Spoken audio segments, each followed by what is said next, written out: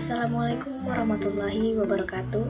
Perkenalkan, nama saya Devian Sapitri dengan NIM 200180052 dari kelas A2, Prodi Sistem Informasi Fakultas Teknik Universitas Maluku Saleh.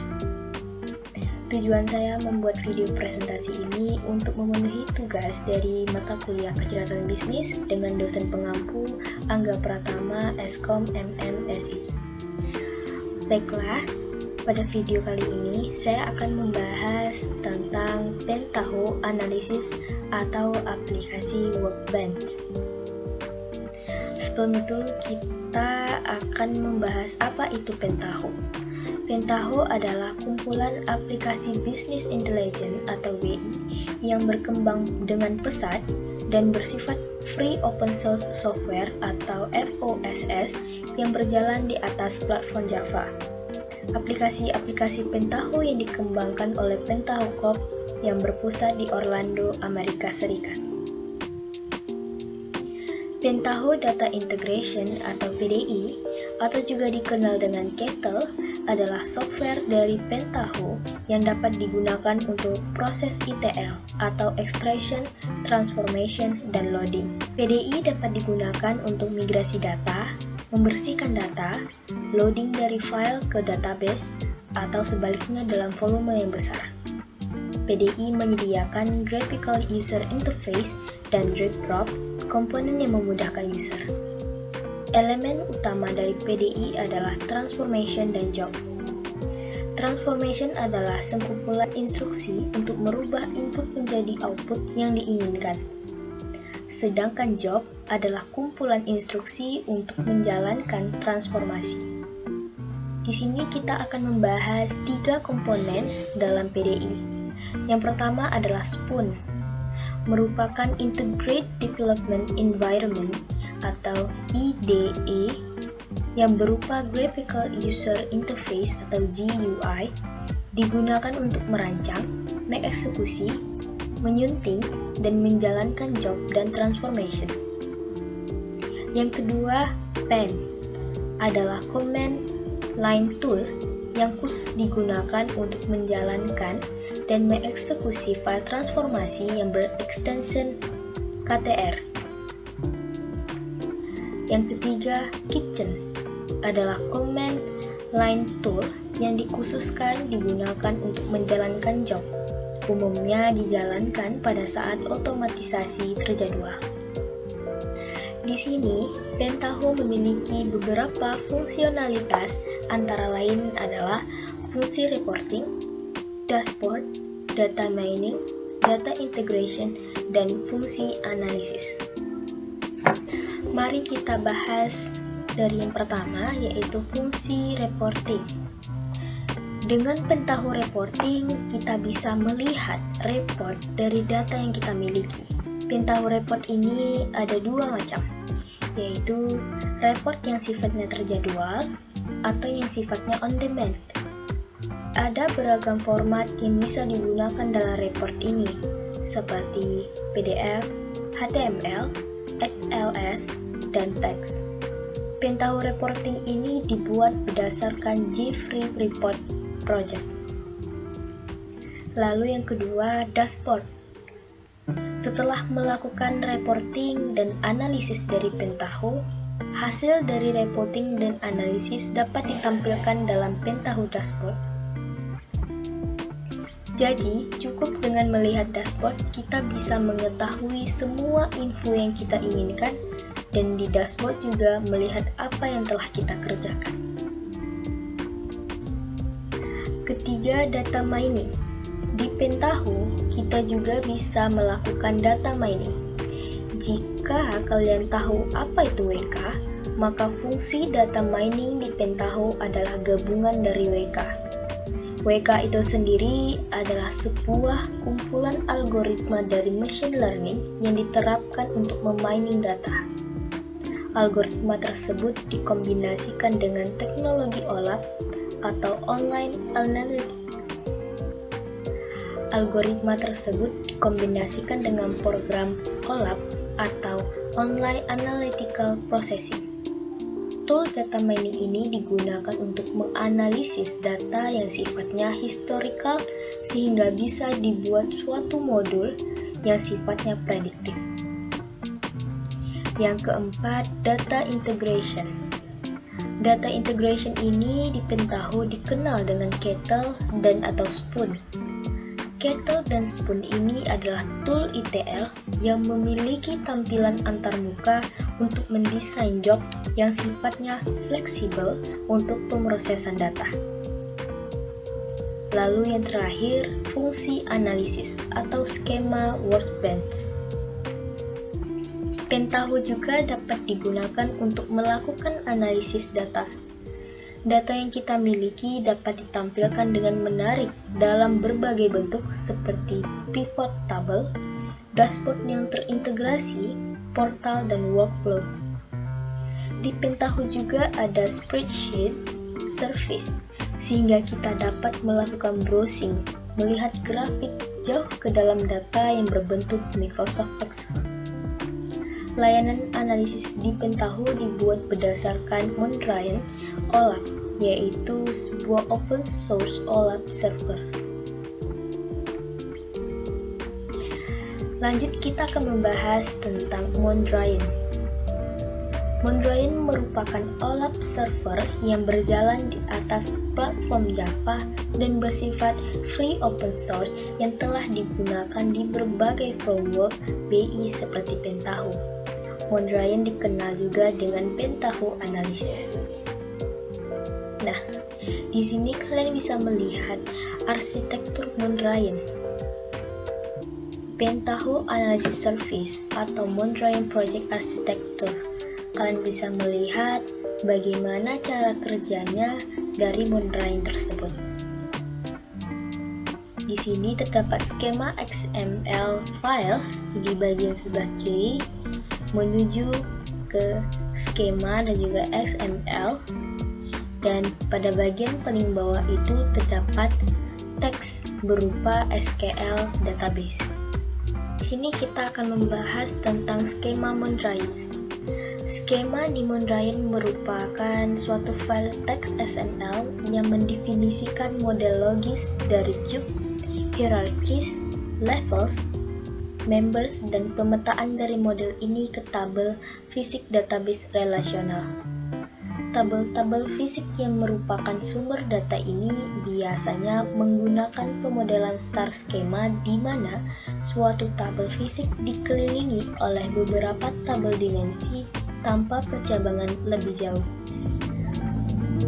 Nah, di sini kalian bisa melihat contoh cara mendefinisikan elemen-elemen dari model multidimensional di dalam skema, di mana pada cube ini, yaitu kalian bisa menulis cube name sama dengan penjualan, lalu pada measure ini total unit, dan properties, lalu calculate member.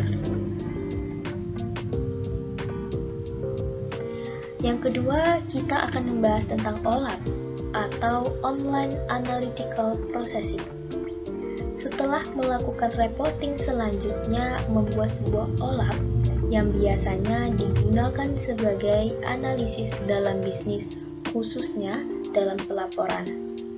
OLAP adalah aplikasi analytical dengan kemampuan pivot merupai spreadsheet. OLAP merupakan komponen penting dari aplikasi Business Intelligence atau biasa disingkat sebagai BI. Perbedaan OLAP dengan spreadsheet adalah OLAP dirancang khusus untuk data dengan jumlah besar serta memiliki rumus analisis yang jauh lebih lengkap. Dan aplikasi OLAP biasanya merupakan aplikasi client server. Lalu di sini terdapat arsitektur OLAP, Online Analytical Processing, di mana OLAP server menggunakan buffer atau cache yang sifatnya temporer ataupun permanen. Buffer inilah yang akan menentukan jenis OLAP. Selain itu, walaupun skema infrastruktur di sisi kanan gambar memungkinkan ini sangat tidak disarankan dengan alasan performa dan kendala perancangan kit yang lebih kompleks. Baiklah, di sini kalian bisa melihat dua jenis arsitektur OLAP, di mana pada sebelah kiri ini terdapat transactional OLTP, data mart atau warehouse, OLAP server, temporary or permanent cache, dan OLAP client. Pada sebelah kanan terdapat transactional OLTP, OLAP server, temporary or permanent cache, dan OLAP client.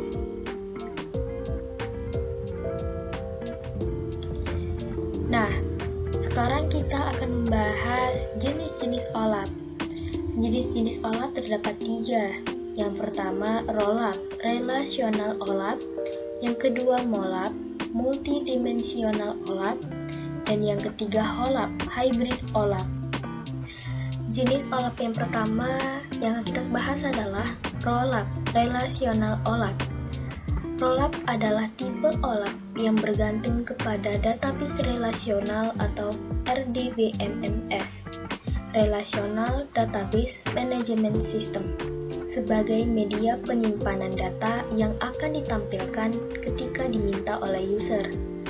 Dengan strategi tersebut, maka OLAP server terhindar dari masalah pengelolaan data storage dan hanya menerjemahkan proses query analisis MDX ke relational query SQL. Di sini kalian bisa melihat mekanisme kerja ROLAP, di mana OLAP client mengirimkan query analisis ke OLAP server. Lalu, OLAP server akan melakukan pemeriksaan di cache apakah sudah bisa melayani permintaan query dari klien tersebut. Jika sudah, maka akan dikirimkan.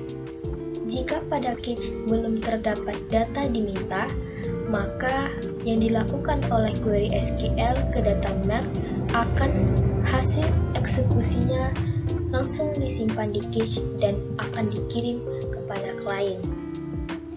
Cache akan disimpan selama periode waktu tertentu dan akan dibersihkan jika server dimatikan.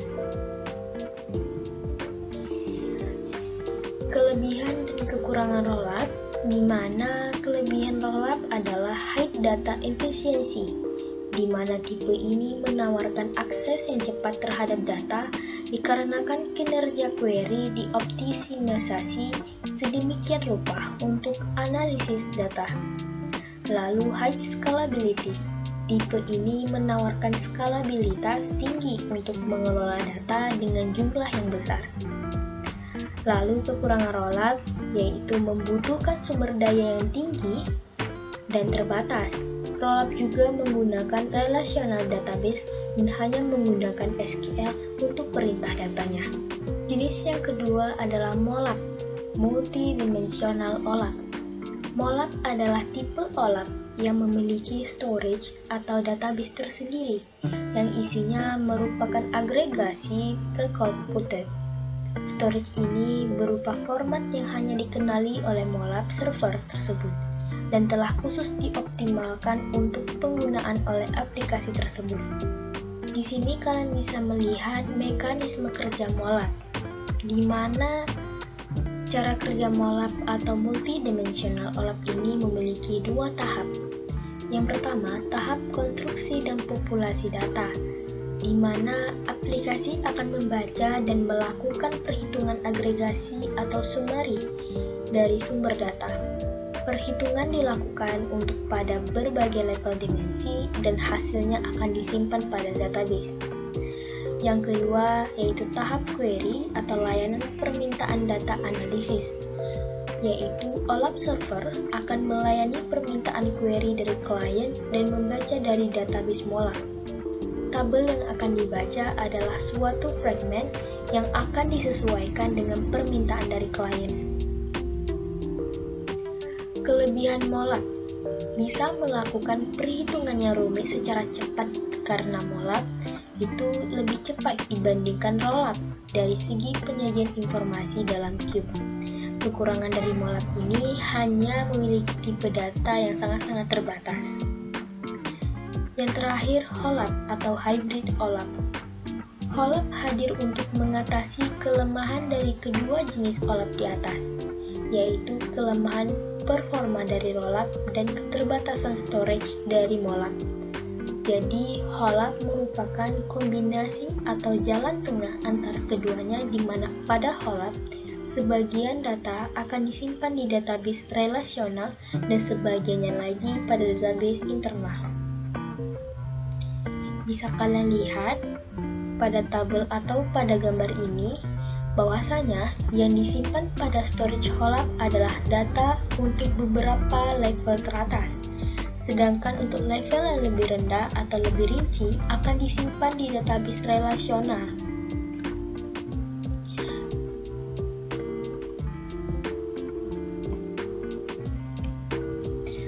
Kelebihan HOLAP yaitu hemat disk, performa dioptimalisasi untuk seluruh tipe data, bisa melakukan perhitungan rumit dengan cepat hingga real time, dan kekurangan pada HOLAP ini berupa tingkat kerumitannya lebih tinggi, biaya pembuatannya lebih mahal, serta bisa terjadi kesalahan pembuatannya apabila yang dipegang atau pembuatannya itu bukanlah ahlinya. Sekian video presentasi saya, terima kasih karena telah menonton, mohon maaf jika ada kesalahan kata. Assalamualaikum warahmatullahi wabarakatuh.